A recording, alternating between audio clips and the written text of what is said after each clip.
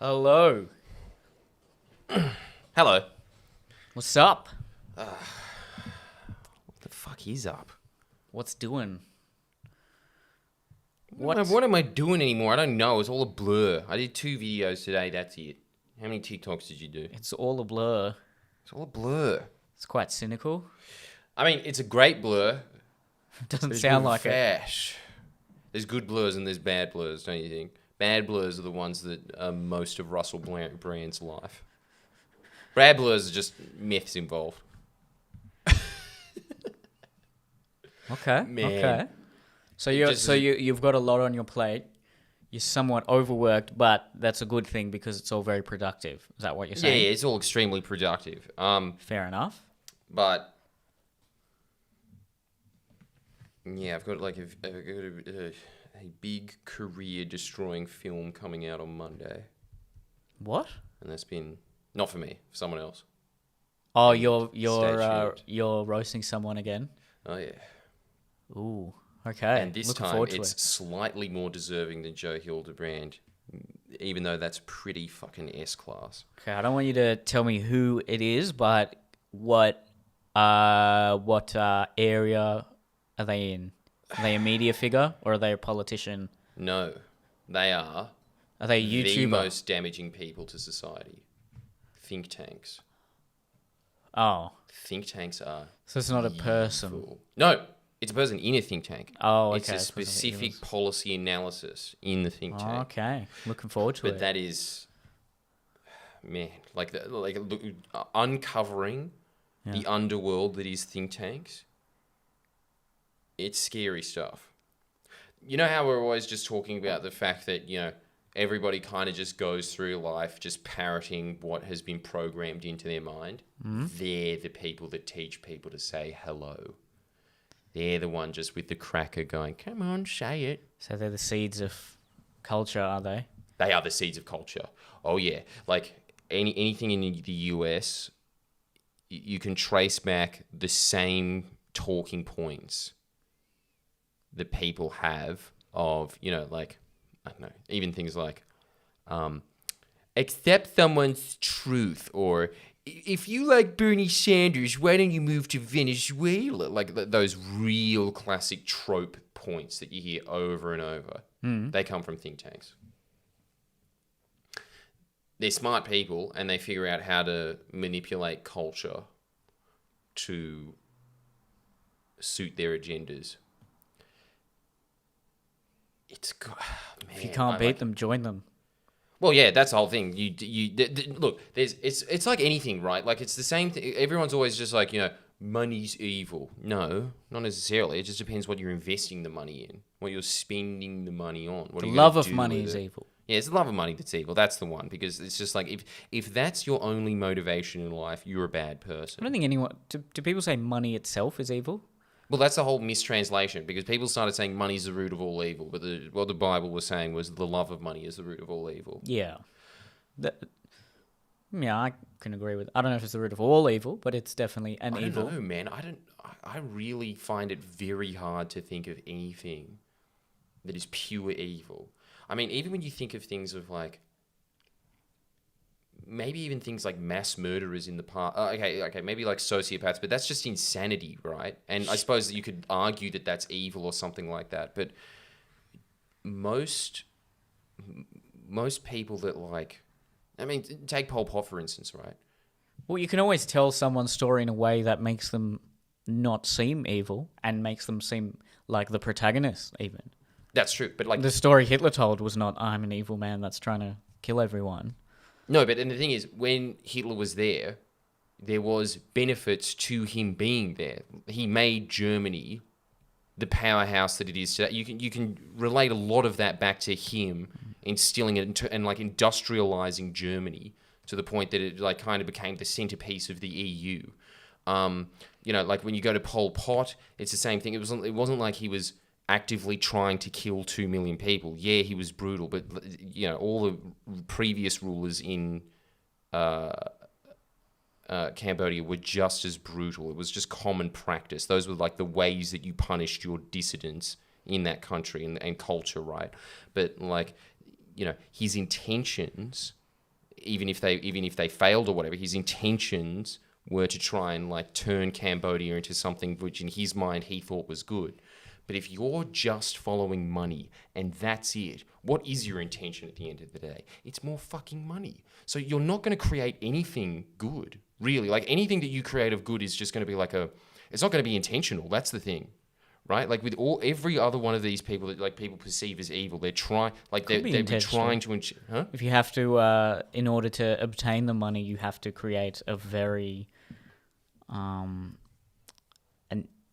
something that's of very high quality, so people want to buy it, for example. But that's the thing. If you just want to make money, you figure out ways to cheap out of that very quickly. Like it's like the founder of McDonald's, Sure. right? Like the guys that created McDonald's, they wanted to make like an efficient burger that you could get really quickly, that was of high quality. That's what they were like going for, right? And then he was just like, oh yeah, you can just replace the thick shakes with like this lactose powder instead of milk. And you can get like these shitty bread rolls from here instead of just like roasting them every day in the store. And you like slowly downgraded the quality of McDonald's because it just makes it more profitable. So does quality always wane when profit ensues? When profit is the main motivator? What are you going to do, right? Like, what are the ways that you like increase profit? There's ways to just sell high quality goods at a much higher price. I don't think there is. Like, look, you are not going to, even if you're like a custom Italian furniture maker, right? Yeah. I don't think you're going to make as much money as Fantastic Furniture. Fantastic Furniture has, I don't know, maybe 100 outlets in Australia. Is your goal to make as much money as Fantastic Furniture, or is it to make as much money through the sale of your particular product? Huh? I mean, is the custom Italian furniture maker actually trying to compete with the corporate brands?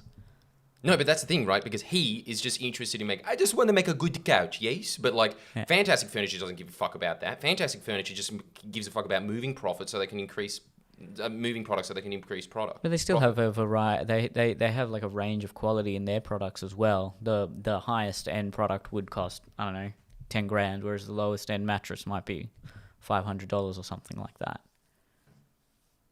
I don't think they have I don't think they have high end stuff. They don't have high end stuff, but they've definitely, I mean, I've been shopping in these places. They have products that within that market. range. They market as, hey, this is the best quality. It's just the most expensive. But okay, even when I go to Fantastic Furniture, I go to Nick Scali Furniture. The couches that you're sitting on in Fantastic Furniture are obviously crap. Like, even the high-end ones there are nowhere near as good as the high-end ones at Nick Scali Furniture. Okay, I mean, I can't talk about the quality of couches. I wouldn't know. But then, isn't Nick Scali also, they're still trying to make money? Yeah, but they're, like, aiming at a different market, right? And the thing is, like, I'm not necessarily saying, well, I think that there comes a point when a corporation just gets so big and all it cares about is its bottom line. Because it's just got so many investors and there's just CEOs that just want like to maximize their bonuses at the end of the year. And there's pressure anyway on the CEO because if he doesn't perform, he's going to get fired and he's going to get replaced with a CEO that will perform. So really, the entire culture is around maximizing profit. But not necessarily every business on earth is like that. But like when you get to a certain level, it becomes its own machine. But isn't the argument against that, in order to maximize the product, you have to provide a quality service or product in itself? But yeah, you're not going to make money if you're selling really crappy things. But is McDonald's good? No, but if their quality waned even more, people would notice. So it was established as, hey, this is the burger, this is exactly what it tastes like. People liked it. If it then went down in quality, people would notice. Yeah, but that happened to a Porto. A Porto was that. A Porto in Bondi, when it started out, was like very good Portuguese chicken because it was some Portuguese immigrant that went there and he was making it. Well, but then they started replacing the lettuce with like pre-chopped lettuce that was frozen and sent over because these are processes to make the machinery make it a big thing. They're trying to appeal to a different market then. They're not just trying to appeal to the people who want an authentic, genuine Portuguese burger. They're just... Yeah, so the quality declines because they like are becoming bigger. So just by osmosis of becoming bigger, the quality... It's the same thing that's happened to Friendly Geordies, right? When I was making videos by myself, Look, it's improved because I've got input from like editors and stuff like that saying like we're just going to cut this joke or like rearrange this joke to make it like that or whatever. That's definitely true. But if you're pumping out 3 videos a week that are 10 minutes long as opposed to pumping out 1 video every 2 weeks that's 5 minutes long, the jokes aren't going to be as well thought out. They might have like a different vibe or whatever, but like you just McDonald's-ing your enterprise. But at the end of the day, my end goal is to information output, right? There's definitely a trade-off between quantity and quality there when you're dealing with a consistent input, in that it's just you writing the jokes. Yeah. You're not adding more writers or anything like that. So like it's... Yeah, after a while you kind of just become a brand. There's... In anything, right? Like it's just... When you start expanding too much... It can't be about love anymore. It can't be about like love of the passion or whatever and stuff like that. Like you can get passionate people around you and then they can start working and stuff like that. But say that I got to the point... Friendly Geordies Inc. Yeah, like a Friendly Geordies Inc. that was in like a huge building and I had to pay like HR consultants and fucking payroll managers and all that stuff. Some YouTubers are at that level. Well, I don't know if they've got HR consultants, but they've got a giant team working for them. In America, yeah. Like, what do you think, does iDubbbz, what do you reckon's working for him? Like 20 people? I don't know about him because his content, well, if there are 20 people working for him, he's really, he comes across as it's just very him and it's very organic. But some of those larger channels, so have you seen Jubilee?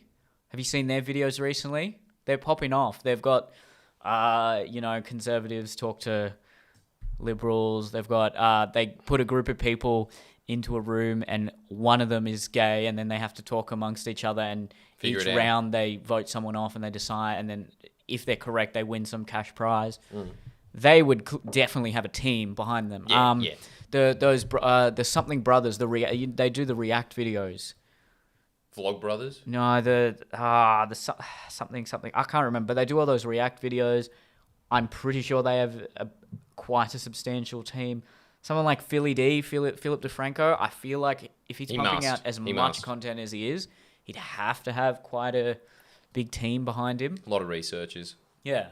I mean, look, that's where it is now. To be a YouTuber, it's very hard to just be yourself anymore. Yes, but like, yeah, and it's like the algorithm thing that we're talking about. Favors channels that are posting more content. Because then YouTube, they want more people to just stay on the platform as much as possible. So they're favoring the channels that are posting a lot of content and longer pieces of content.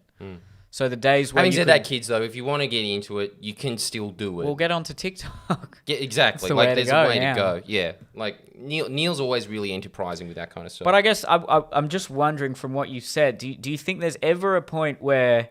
Do you think they're just always competing against each other, growth and quality? Do you think there's any... Do you think there comes a point where the economies of scale become so large that you're actually able to buy better raw materials at a cheaper price and as a result put out a greater quantity but also of a higher quality product? But if you're doing that, what are you trying to do? You're trying to create a monopoly. I'm not necessarily, just trying to grow. But that's the whole thing, right? Like at a point, you're growing so large that you are, just by you existing at that stage, put aside government favours and whatever, just by you existing at that scale, like Coles and Woolworths, right? They're just going to outcompete corner stores because they can just buy milk, sell it at a loss to attract people into Coles. Because they're just like, well, it's $1 here and it's like $3 over there. So they're just going to go in there. I think that the thing is that you can make like a big organization and it can work in favors of society, but it really depends on what the intention of the people working there are. And honestly, there are people that I've met in my life that are definitely money driven. Every time I've met them, they're fucked. They're bad people. Like, man, dodgy plumbers. I don't think I've met some fucking dodgy like tradies and shit. Like they don't give a fuck about like fixing people's roofs or like like making sure that somebody's light switch works and stuff. They'll do shit like make another light switch not work. They're not happy people, of course. No, they're not happy people. Yeah. But they're also just thinking about how to rip people off all the time. Look, You're definitely right when you talk about corporations having a very short-term mindset. So they want to maximize profits for their shareholders in the short term. They can't afford to say, hey, this is our 20-year plan. We're going to lose money for the next 15 years and then we're going to go back into profit. I mean, if maybe they can. I don't know. Maybe someone in the corporate world tell me if that's the case. But if they were to say to the shareholders, hey, you're not going to make any money for the next 15 years, but you'll be sitting on a mint in 20 years' time, I mean, you wouldn't want to invest in that. No.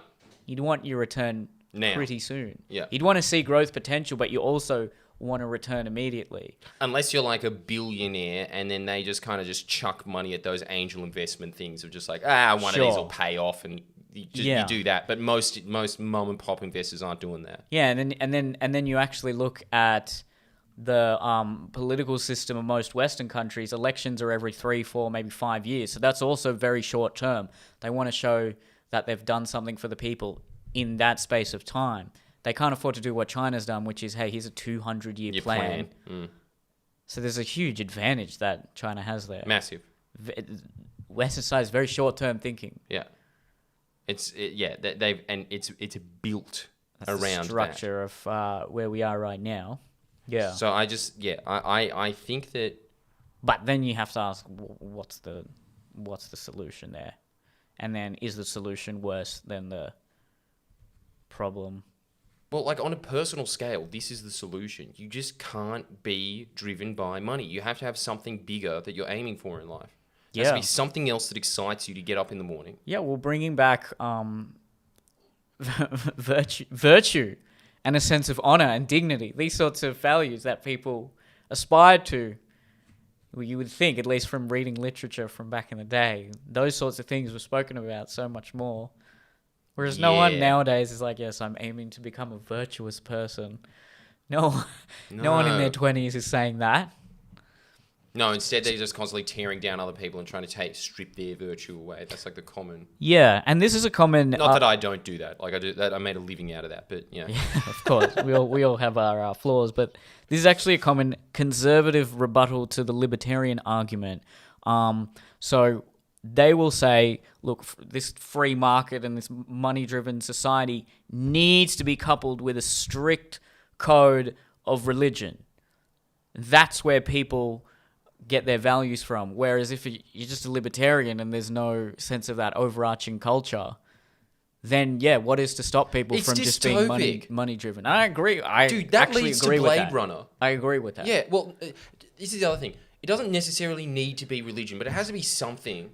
There has to be some kind of values there that are set in place for a society. Like, if you are just one of those things of just, maximizing profit at all costs, it's where the world is going now. It is just going to a Blade Runner future. I think that the reason that movie sticks out so much is because it rings the most true out of all the dystopias, out of your 1984s and whatever. It's just that one there. We got to give the chat. We got to be charitable. We got to make a really strong effort to just be around different people and people who are actually struggling, because a lot of times we want to just avoid the homeless people. We want to avoid even just lower class people sometimes because it's uncomfortable. Well, they're status seeking. Yeah, they're gross and uncultured. But well, you know what? Actually, this might actually be a truer statement than money's the root of all evil. I think status seeking might be, because that might just be an offshoot. No, I think status depends what status you're seeking. But it's again, if boils down to purpose. Sure, if you're seeking status just for the sake of being popular, then that's probably quite flawed. Yeah. But if you're trying to enrich your skills and perfect a certain art and get to the top of whatever industry you might be in, and you get status as a result, then that can be a virtuous thing. Yeah.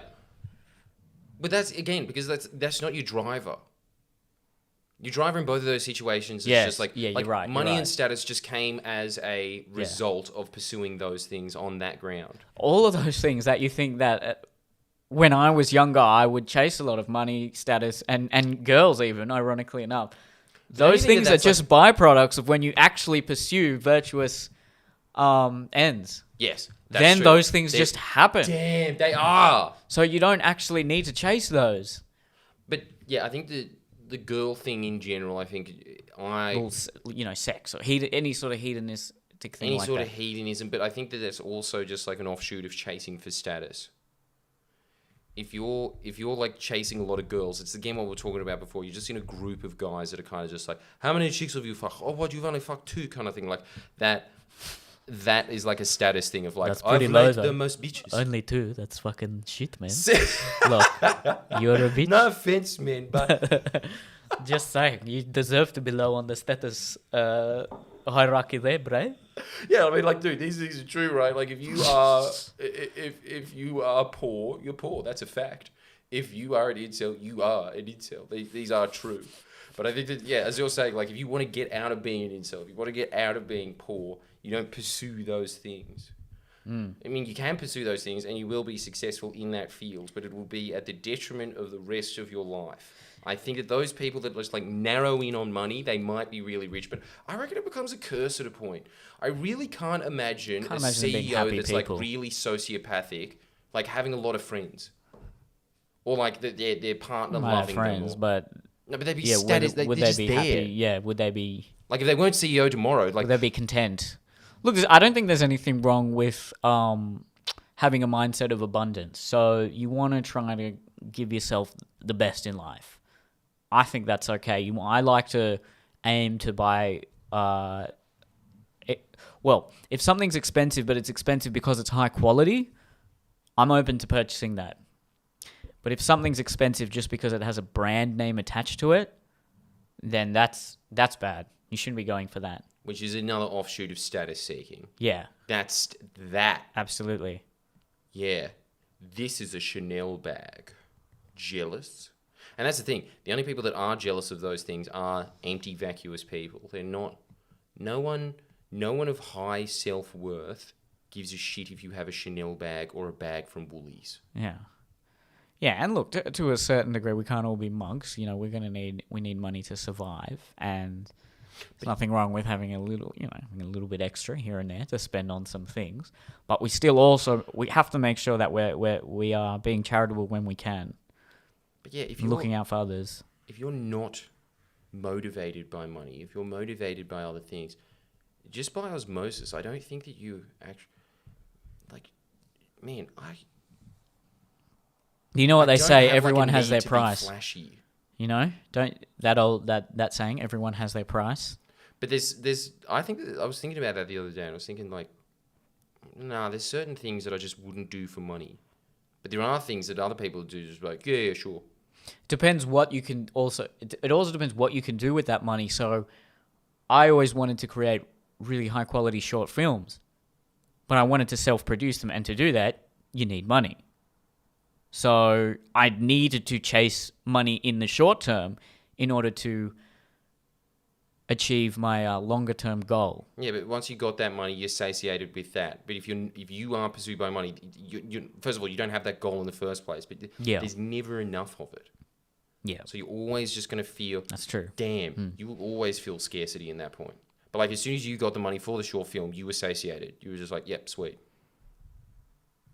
Yeah. Yeah, sure. Like once you've attained the thing, like money is not your master at that point. You see money as a tool, but I really do think that there are people out there that is their god. Money is their. There's a saying I think in the Bible. I think it might be the what's the Jewish one? Torah, mammon. They call it that. It's an old, ancient, wise proverb. People have observed this in certain people since the beginning of civilization, or at least written language. There's always been something that people... So they were saying that you're worshipping mammon, which meant that you are worshipping material wealth. Yeah. That was the way... So this is an old concept. There's always been that type of person in society. Of course, yeah. As soon as agricultural societies came about and there were people right at the top of the society that were controlling the others, there was always a love of money and power. And I mean, there's always a love of... But I'm sure even in hunter-gatherer societies, there was a love of resources. It just wasn't money. There were there were the humans that were trying to accumulate the most resources, and sometimes to the detriment of other people in their tribe. I'm sure that still existed. Self-interest is just, it's just, the love of money is just the sort of the manifestation of self-interest in our current society. That would have also, that sort of self-interest would have manifested in other ways in other societies if they didn't have money. It's sociopaths. It's them. I mean, I think there's... Well, do you think everyone to some degree, it's more of a scale, you know, it's not as though there's just some people who are money driven and everyone else isn't. We've all got some selfish desires to some degree. Yeah, but there's like actually a mental condition where you just tip over the scale. It's like somebody is, I know people always say that, like, there's a certain bell curve of autism. I don't know enough about it, but there's some people that are definitely fucking autistic. And there's some people that are definitely sociopaths. Oh, yeah. That exists. Yeah, so obviously everybody has like a selfish interest, right? But like most people have some understanding of like, I'm not the only person on earth, and you know, this person has feelings and things. Whereas like sociopaths are kind of, you know what's really scary about a sociopath's mind? What? So just really quickly, the people who are seriously money driven are almost like addicts in a way. No, they're empty. It's not that but that's what they're using money to fill that hole. Yeah, they've the same mindset. It's a heroin-y So kind of every thing. other addiction or really unhealthy impulse like that, we look down upon in our society. But then if someone's addicted to money, we laud them and say, "Wow, they're so rich. Look at them go." But they've got a problem. But they've actually got a psychological problem. Dude, I reckon that's honestly why the world is like in a bad state. I really think that is like why there's so many huge global problems now is because the current world superpower is driven by money. Like, look at it. The fact that Trump is a rich man is an asset. That was not an asset to a president 50 years ago in the US. Like, everybody looked up to the fact that Truman, I think it was Truman, left office on a bus, and they said, "Why are you leaving office on a bus?" And he was like, "I don't have any money." And I was just like, "Why?" And he's just like, "The only way you can make money in politics is if you're a crook." He was just an honest public servant that served because he saw like a higher purpose to getting there. But like Donald Trump used the fact that he is rich as an asset to get to where he is. Like he kept saying that over and over again. I'm rich. And society at this point, like Western society, is sick to the point that they actually think that that's a good thing. That in itself. Not how you made the money, just that you have money. That's all that there is to it. It's unbelievably shallow and scary. And like again, if you're just worshipping that, it's exactly that same thing. It's just like, yeah, it's insane. It's like saying like, wow, it's honestly like Donald Trump being like, I'm a heroin addict, and everyone being like, yeah, that guy should be president. And so many Christians voted for him. But that was different. That's the sad part. But they're not living up to their values, are they? But no, look, this is what we were talking about with Christianity, how they just kind of just are constantly brainwashed to be unthinking, and so they live in that society, and that's the downside of those religions. Sure. Right? Yeah, so they vote for whoever they're told to vote for. Like their pastors just all get together, and then they're just like, oh, okay, well, the Republican candidate's going to restrict abortion or whatever they want, and so then they're just like, yeah, vote for the Republican candidate. That's how that works. It's seen as a means to an end, so he's a flawed person. But again, he's giving us what we want. Yeah. But dude, fucking mega churches, right? That's a philosophical conundrum, isn't it? What? If someone is giving you what you think is virtuous, but they're an unvirtuous person, what do you do? No, you vote for the unvirtuous person. Yeah? Well, I don't know. It depends what your like outcome is, right? But it's the same thing with like Joe Biden at the moment. Even if he raped a woman, right? Obviously, rape is bad. But what is worse is not having a climate policy for the next 4 years of an empire. The global empire not having a climate policy. So you vote for the rapist. And I'm not saying that Joe Biden is a rapist. I don't know if those allegations are true, and I think that these are always overblown, that like a lot of famous people look, it's just that unfortunate thing of like some people are like your Harvey Weinsteins of the world, and usually these people are usually attracted to very high status positions like Hollywood, like politics, like heads of a church and stuff like that. Those people. So maybe he is, but also people have accused Howard of being a rapist. They've accused Bill Shorten. They need to take the status and the allure of being a high-end politician away. So then people go into it not thinking, I'm going to be famous and I'm going to have all this power. It's kind of a necessary evil, though. Like, you can't. How are you going to do it? You can't. Yeah, you really can't. That's impossible, isn't it? That's true. Make it a very, very low salary. No. That, in fact, actually, it's the complete opposite way that works, because I would imagine it's actually exactly the same in India. But in Pakistan, they do corrupt. Yeah, okay, yeah. Like, the only reason that they go in there is because they're corrupt. Good point. So it's like basically just people that are rich enough to go in there to like award contracts to their own businesses. So it's fair. Like, that's a fair point. Again, greedy rich people going in there for the sake of that. It's honestly that mind shift that needs to happen. It's just like you need to be driven by something that is bigger than your bank account, period. And then you could say that status is like the offshoot. Well, going back to politics, the career politicians, wasn't there always a thing where you couldn't actually run for office unless you had a few years in some other industry, and then you only had a limited time you could actually be a politician? Maybe. So then you're not caught up in this highly sycophantic Machiavellian world for potentially 3-4 decades, and you're just a very different person to who you were when you first got into it. Maybe. I don't know if there was ever like term limits on being like an MP or whatever. But I do know that the culture has shifted not rapidly, but it's shifted over time. Whereas, yes, in the past, you were given that position. Not even you were given that. Well, yeah, maybe because you were just an upstanding member of the community, and that's how word spread before there was such dominant press or whatever. But almost always throughout most of the 20th and then 19th centuries, they would have at least done some military service or something. Yeah. There was not that many career politicians, but I don't think that necessarily you being a career politician would make you a bad person. Not necessarily, but I can't imagine it hurting if you do 5 to 10 years. Yeah.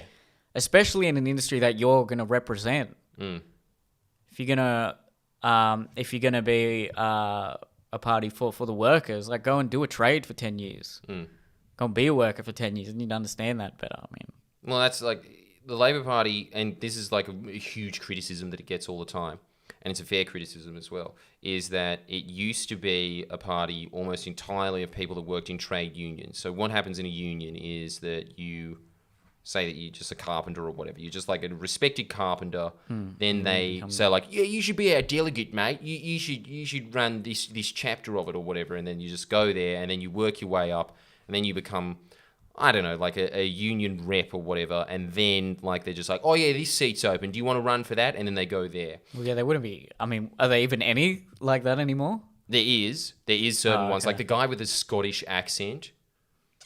They're a minority now. No, yeah, most of them are lawyers. But that's just law. That's just politics in general. Most politicians are lawyers. Or they've done a law degree and then just gone into politics. And they've moved their way up through university politics. So even when they weren't in... That's the classic career politician. They usually go to your Sydney laws or your Melbourne laws. They go to one of the parties there. They just work their way through party politics. They go and become a staffer. Then the staffer, and then their politician that they've been working for retires, and then they take the seat. That's the usual way that you like. Yeah, and they're representing all these people that are from a completely different sector of society. Exactly. There's an issue there. Yeah, absolutely. And like it's that whole thing of just like it's this constant bubble of just cloning itself. So there's not many people that think outside the box. So once it's so immersed with that culture, then they're just going to pick more people that are coming up from that same culture. Yeah. But that is not exclusive to politics. No, that's no, pretty much every that's institution. That's true. That's very true. But the thing is, politics is a special one, though, isn't it? So it shouldn't be that. And it's the same thing with journalism. I remember reading an essay just about like this journalist from the 40s that was saying that when he started off, most of the journalists were from the working class, so they sympathized with the working class, and even though they had owners that were telling them what to say, they would write sneak in little bits of information to the articles that the editors would just let slip because of like the deadline of just having to fucking point things out all the time. And when you were getting really crafty at it, because they were from the working class, they were still street smart or whatever, but it wasn't a university profession in the 40s. It was bohemian. Most of them came from backgrounds of like car salesmen as their dads or like builders or whatever. And so they'd sneak in information that was, in the interest of the general population that otherwise just wouldn't have been filtered through. Then the owners of journalism caught privy to that, and then they started glamorizing the industry of journalism. It's what you were saying about politics, how it's just become glamorized and like basically this is why Trump moved into it, because he realized the biggest celebrity on earth is the US president. Literally, it is. Nothing competes with that.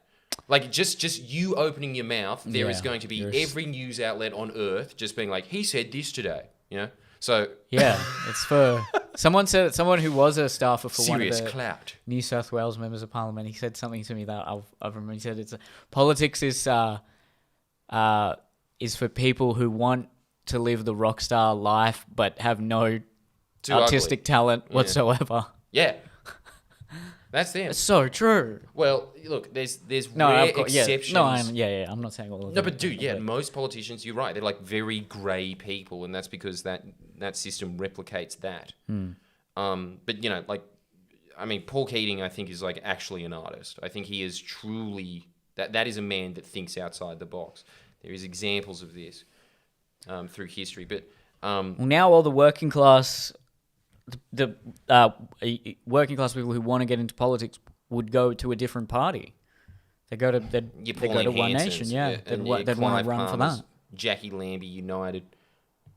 Well, that is it. Like Jackie Lambie United, Clive Palmer. They're also dead shits. But the thing is, again, like a lot of times you don't have to be that intelligent. You don't have to be that intelligent to see if like a policy is good or not, or in the interests of the average person. What you have to be intelligent for is to work your way up through that machine, because it's just pure Machiavellianism from uni politics to federal. The whole thing is just backstabbing the whole way. So you have to be really crafty and smart to get into that position. Yuck. Yeah. But that's most like. But again, you're right. Journalism, you could say that for law firms. You could say that for banking. Everything. It's just comedy. Like they reward. Not now with the thank God for the internet. That democratized it. Yeah, it was like that.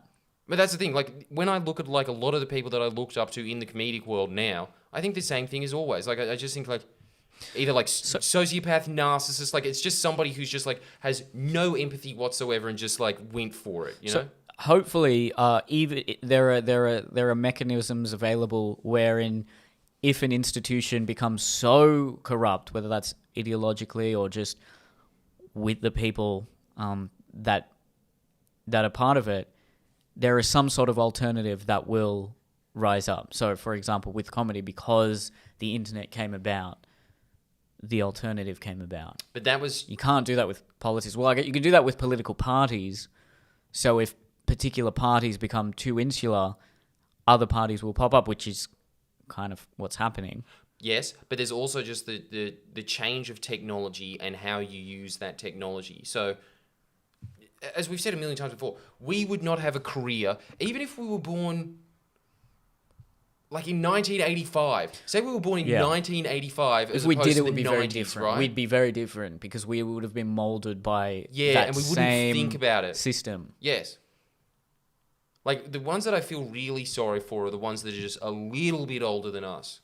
Yeah, me too. Those are the ones that got really fucked over, because that was like when the internet was sort of emerging, profits were starting to get eaten. They became the captain of the Titanic as it was sinking.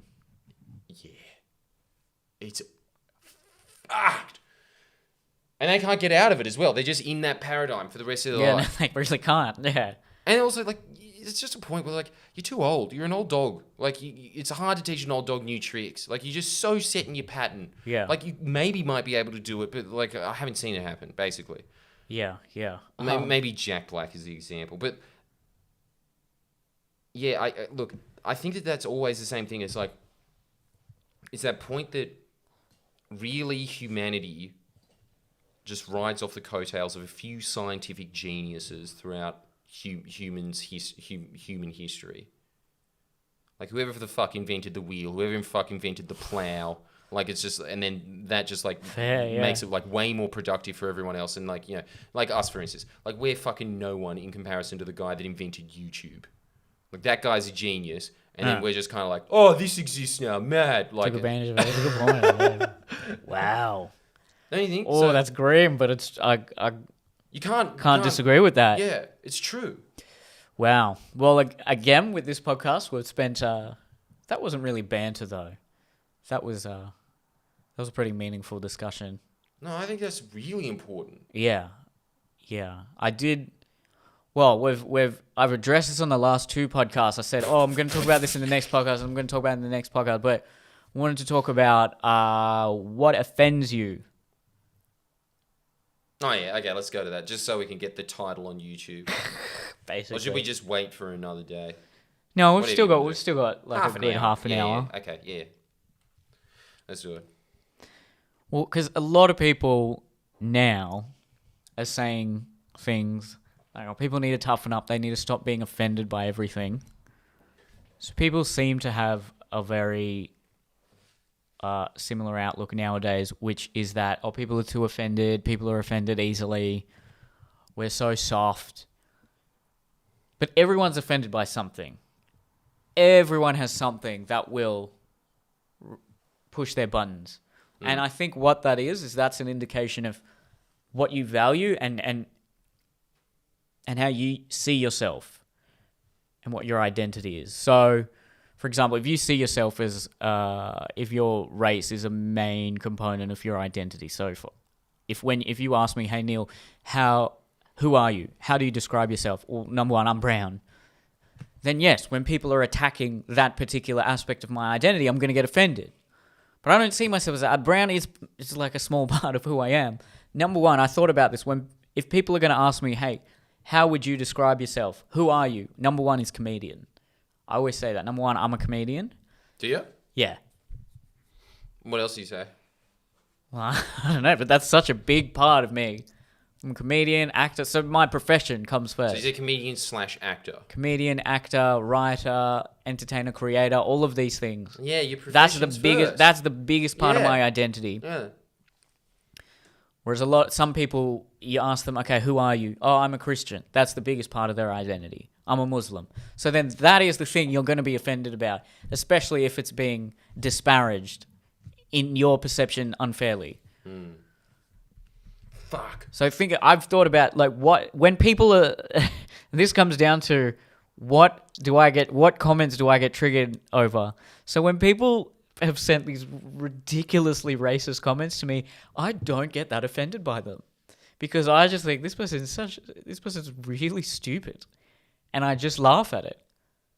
Because I don't have a huge part of my identity in my racial or cultural identity. It is part of it. And if it got to a point where someone was in my face saying all sorts of things, yeah, I would arc up and I would probably get offended. But the things that offend me the most are when people question my comedic and artistic integrity, question my the quality of the content I put out. That's what gets to me. That's what really gets to me. And that is just the manifestation of my identity and how I see myself. Yeah. And it being attacked. So I think when people say people are too soft, people need to be more resilient, people are offended easily, okay, what do they value? They value resilience and toughness. So then if you were to say to that person, oh, you're a softie, you're a pussy, that's what will get them. They probably wouldn't take it seriously first. But if someone they respect were to sort of subtly hint that you're being a bit soft today or something like that, that is actually going to offend them. You can see it. They're offended by the fact people are offended because they value resilience. Yeah, that's those are the guys on like the front line of the culture war. That sort of thing, yeah. But and you see it every time. Like you can just see it in the way they hold themselves in their own photos. It's a lot of this shit. Yeah, exactly. And I find that's a perfect segue into what I want to talk about next. It's really funny when in this modern landscape of the culture wars, when one person from the quote unquote right attacks one person from the quote unquote left. What generally happens is the person from the right is attacking the person on the left on things that they value, and vice versa. So when the person on the left says you're racist, you're a bigot, you're a misogynist, that doesn't affect the person on the right. That is the sort of thing that, if directed to the person on the left, would affect them. Yeah. And no, similarly, and similarly, the person on the right always attacks the person on the left. You're a soy boy, you're a bitch, you're a cuck. It doesn't hurt. That's what would really offend the person on the left is if the person on the right said, you're a racist. You're the ignorant one. You actually aren't woke. And similarly, if the person on the left were like, no, I'm actually the real man here. You're a little bitch that's getting offended and angry over everything. And they're not doing that. And I think that shows that, well, it's like a slight lack of emotional intelligence there, because if your goal is to just upset the other person, you can't attack them on things you value. So this is when people come at me with like really aggressive, violent barbs and say like, oh, you're a bitch, you're a pussy, like all these sorts of things. Or if they're attacking my content, but in a very lackluster way, nothing that I'm really threatened by, my rebuttal is always to question their intelligence. I'll always find grammar mistakes, something really stupid and simplistic about what they've said, and I'd use that and turn it into an attack on them and say, and usually in quite a smug way, say, well, clearly you're not a very smart person because you've said this, you've said A, B, C, whatever it might be. That probably wouldn't upset them, because I don't think they value intellect in the same way I do. What would upset them is me coming at them with the same sort of insults they've come at me. So if I were to be like, no, you're the bitch, you're the pussy, look at you, you're calling me like a soy boy and whatever it might be. Well, look at your arms, they're smaller or whatever. I'm just talking hypothetically here, but like, we tend to attack when we get into debates. I think we tend to attack people based on what we perceive as weakness and not necessarily what they perceive as weakness. And then when you watch debates, and even when you watch call-out videos and things like that, you're actually getting an insight into how to attack the other person. Because if someone's attacking someone else, being like, oh, you're not funny, look how bad your comedy is, you're so unfunny, that's an insight into how much that person values high-quality comedy.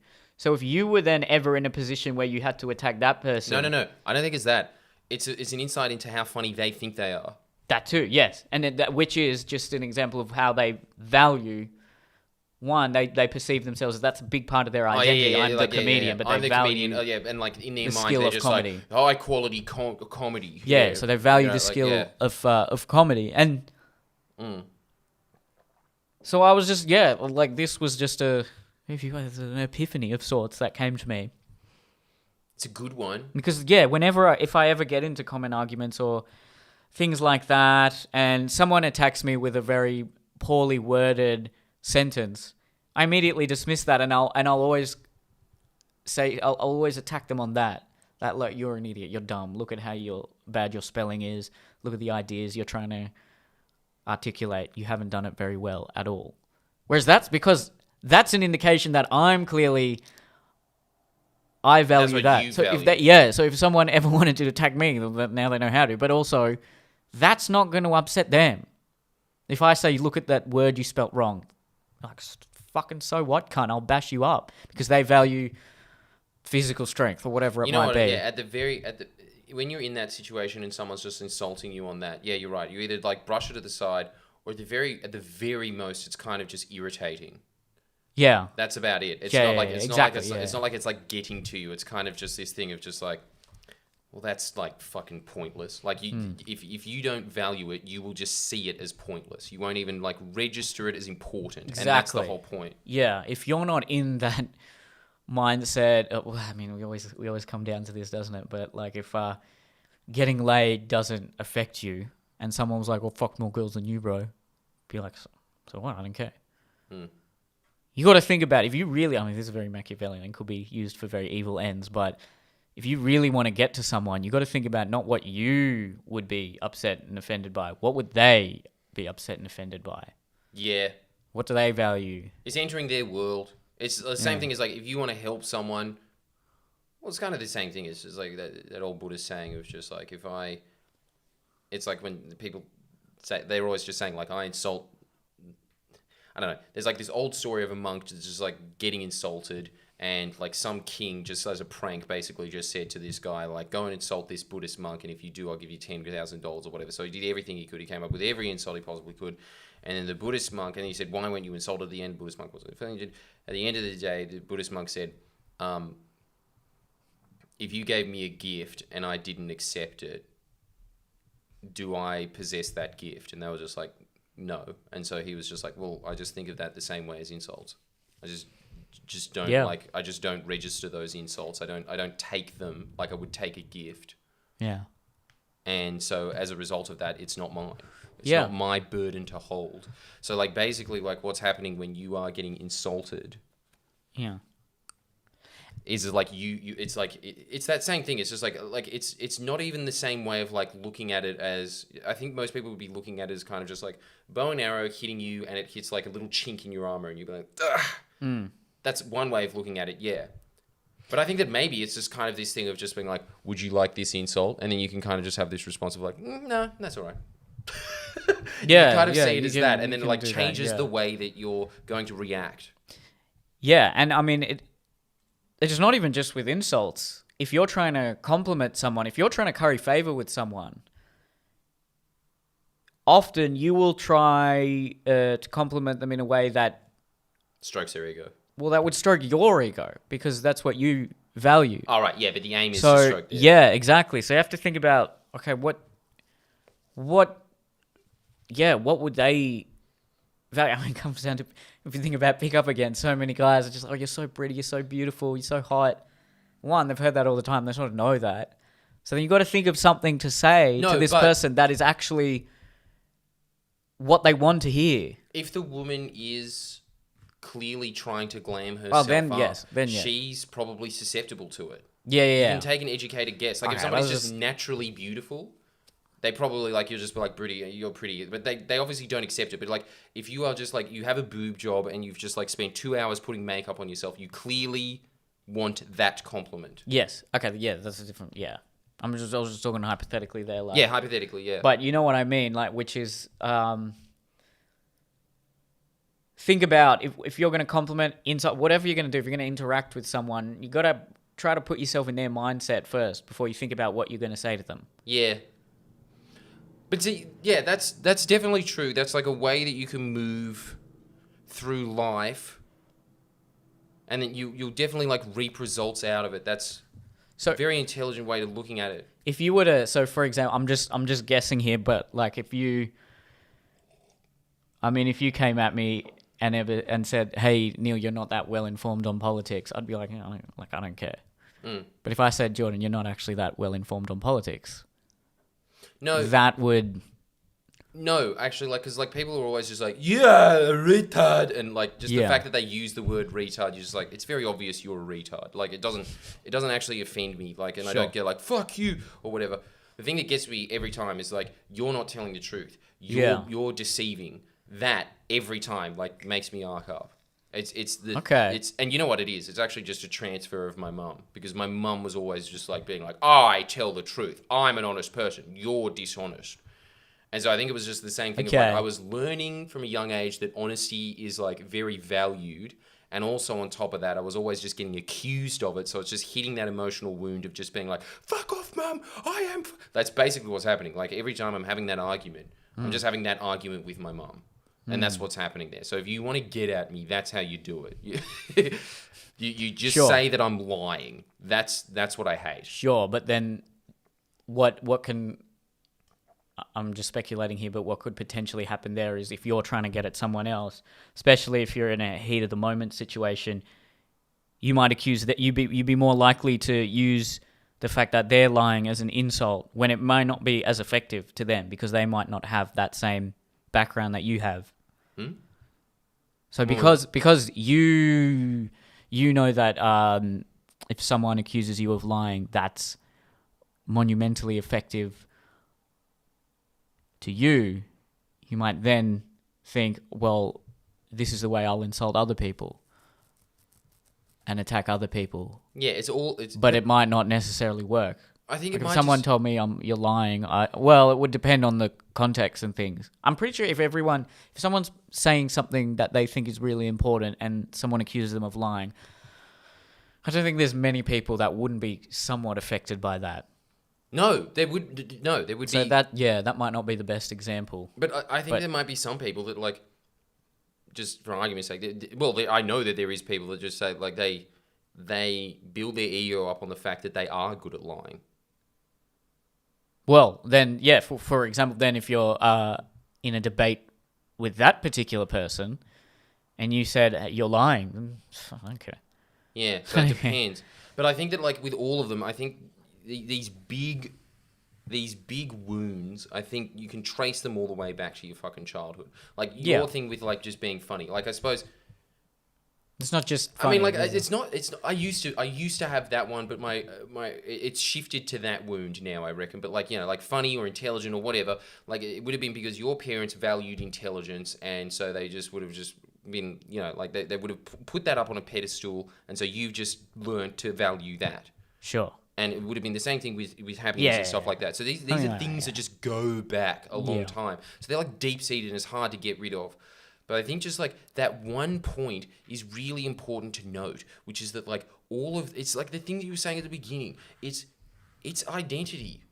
Yeah, comes down to that. It's like, and you can dissipate that. And think about it in a political context. If you're trying to appeal to a certain group or a sector of society, you can't think about, okay, what do I value? And then this goes back. Look, here we go. This goes back to if a political party, for example, is from one very niche sector of society, then they're probably going to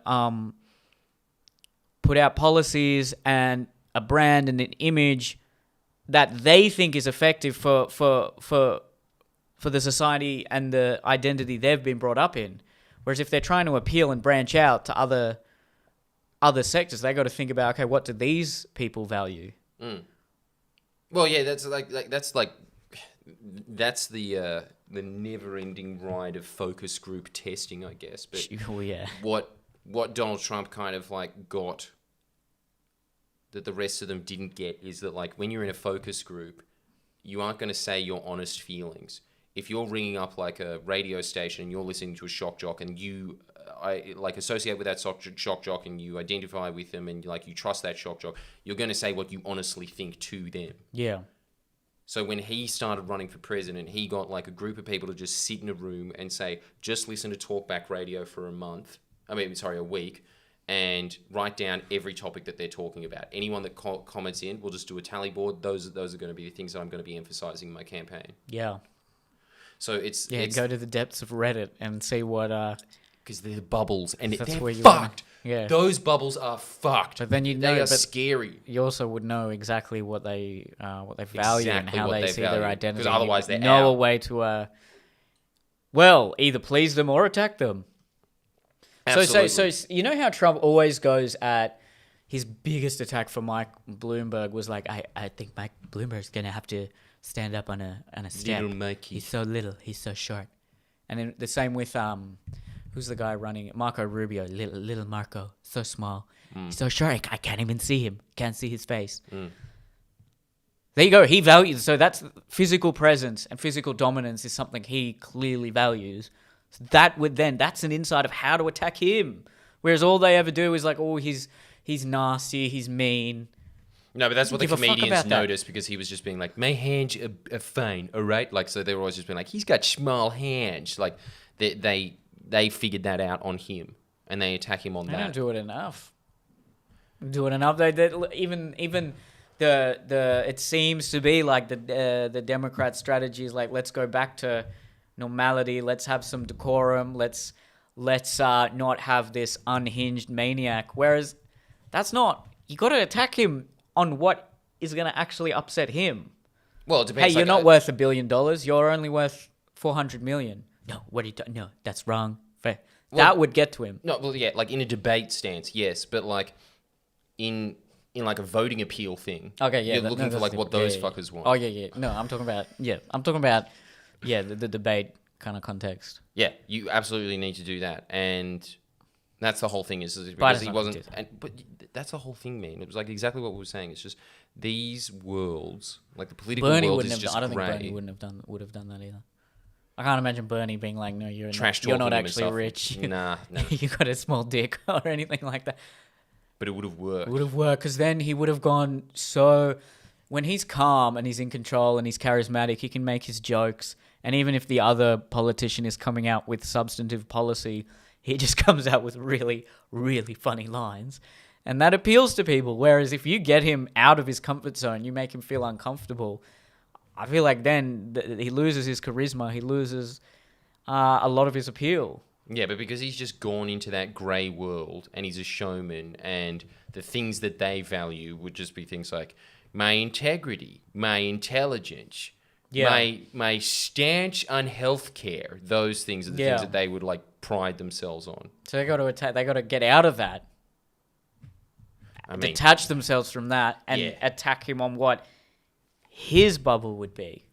Yeah, basically, which is you just need money, ratings, popularity. You would need someone like Dave Chappelle running as a Democratic candidate, and then they would be able to really get at him. Because then Dave Chappelle would probably attack him on like race issues or whatever. No, but like, okay, not necessarily Dave Chappelle, but like if you had a comedian or you had if you had somebody who was just like a big entertainer, a big personality that was just better at like jabbing than he is. Yeah. Then that's the... he's very good at that. Then you bring knives to a knife fight. Exactly, yeah.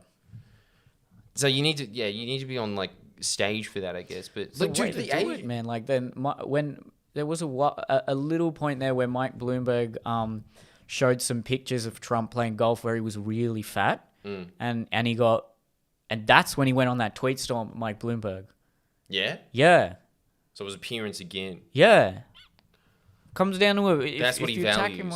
Dude, you know what? Because he's a marketer. It's fucking image. Yeah. That's what really gets to him. If you attack him on like, you can't even, I'm better with women than you are, that would probably destroy him. Although, I mean, then the press would go against whoever said that. But yeah, but it would work for that. Clearly takes a sense of pride in like getting girls. I mean, he ran Miss Universe, he did all of that stuff. That is a big thing for him. You're gross. That would hurt him. You're right.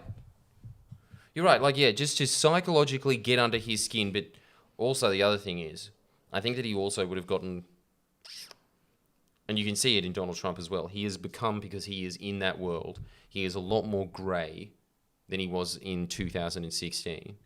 I think that it's just obvious, just by the fact that he's just constantly surrounded by a bunch of PhD eggheads from everything from agriculture to defense. They're always in his ear talking to him. He has become more intelligent and worldly, and he doesn't have the same flair that he used to have because he's just become part of that world. It's like who you're surrounded by. And also he's getting that all the time, like globally.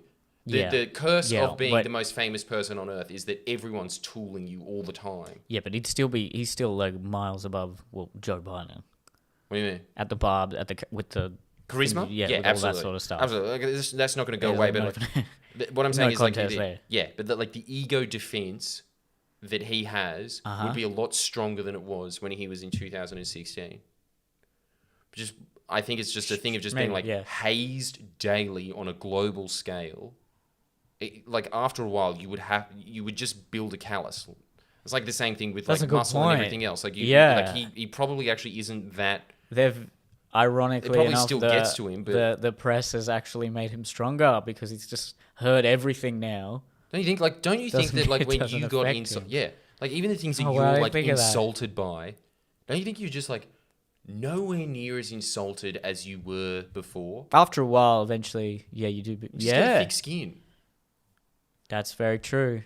But I think the other thing though is that like you should just be aiming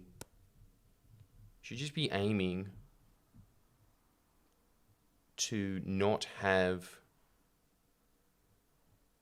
You should be constantly aiming Not have for weak ego points. Destruction. That's true, but I still think... I don't think it's weak points. Like it's not like putting armor over those weak points. It's kind of just like dissipating them, because I think they're wounds, dude. Yeah, They're like, look, that's the ideal world, but I still think everyone, because as long as you're valuing something, if you place a sense of identity in whatever it is you place it in, because everyone places a sense of identity in something, when that is being attacked, you'll get into fight or flight.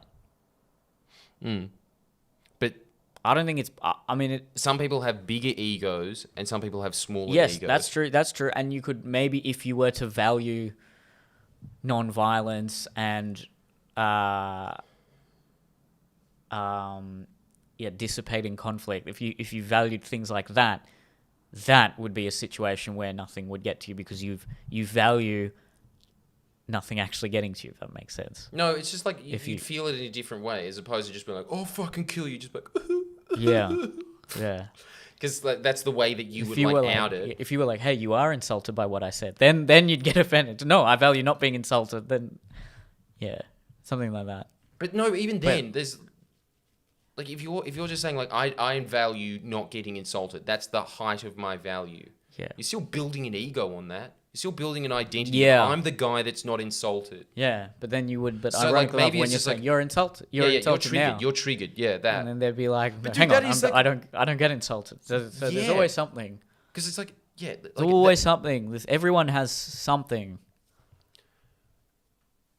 Yeah, but you can make the wound smaller and less blunt. Yeah. And I'm sorry, blunter. Not as acute when it gets hit. Absolutely. And then, like, I think that it's a good thing to have for the rest of your life anyway, because when you do have an ego surrounded by something, first off, like, if that gets attacked, that can do you for days. Like, man, I've been in, like, comment wars with people for days. For days of my life. I haven't gotten to the point where it's been days, but there are long-winded arguments I have previously gotten into. Yeah, even if it's like a few hours, those are a few hours that if you didn't have that and like it was able to like drain your emotions, you could have focused on something better for your life. Yeah, that are wasted, like completely wasted. And yeah, that's a huge thing in me. Is just like the other thing I think is just that like I like arguing. That's another thing, but. Yeah, like if someone just gets it in the right way of just being like, you're lying, you are dishonest, you are misleading and stuff like that. That like wipes out ages, but now it's like less so. But yeah, you're right. Like if you're able to just identify how you identify yourself, and maybe you know what it should be, maybe just like a practice of like disassociating from it. Yeah. So instead of saying like I'm a comedian, which like in this day and age isn't even true. Like you might do stand-up shows, that's true, but you're also doing this podcast. Yeah, that's a good point. Right? Like a creator, whatever you want to call it. But see, it's like the same thing. Like if you could, like the whole thing that they're always trying to teach, like your Wayne Dyes and your Buddhists of the world, they're always just trying to say like I'm nothing. Like at the end of the day, I'm fucking nothing. I'm just a transient. Yeah. Like what really is a fact is like I guess I'm a human being, but like that's not even true because like I'm gonna be dead one day and then I'm just gonna like dissipate into nothing but atoms. It's very counterintuitive to what we just spoke about on the previous podcast, which was the need for self-esteem and affirmations. So if you're telling yourself I am nothing, that This is the whole divide in self-help is like your Eastern and your Western perspectives. And I think that like, it's just a thing of like being able to go in and out of them.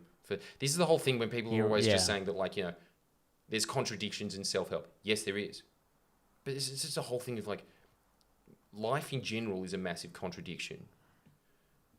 There's always going to be things in life that just come at you and you will respond in a different way and like it will require a different response. And like, that is just how nature, like the ebbs and flows of like the environment work around you.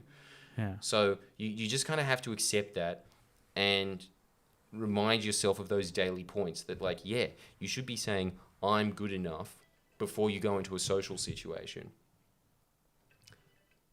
But like in general, you should also like just like have that daily meditative practice that they have of just like, you know, imagining. A classic Buddhist one is just imagining yourself dead for like, you know, 5 minutes a day.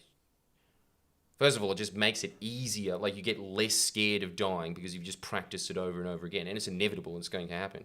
But on top of that, it starts dissipating your ego because you're just like, yeah, well, it's just, you're dust at some point, right? So like I think it's like if you want to get rid of your ego, you realize like it's what do you identify to, and yeah, there's a smart strategy of just saying like, yeah, you move your identity to things that serve you better. That's true. That would also work. But if you just try to fucking minimize your identity as much as possible, just constantly chipping away at it, I think you'd probably be in a better place in the long run. Anyway, that's my theory. No, that's good. I like that. All right, well, there you go. Thank you. Use that information as you will. Use it for good. I know. We just gave you the smorgasbord. It was just like, do you want the evil option, sir? Yeah. Well, see how we go. Sorry.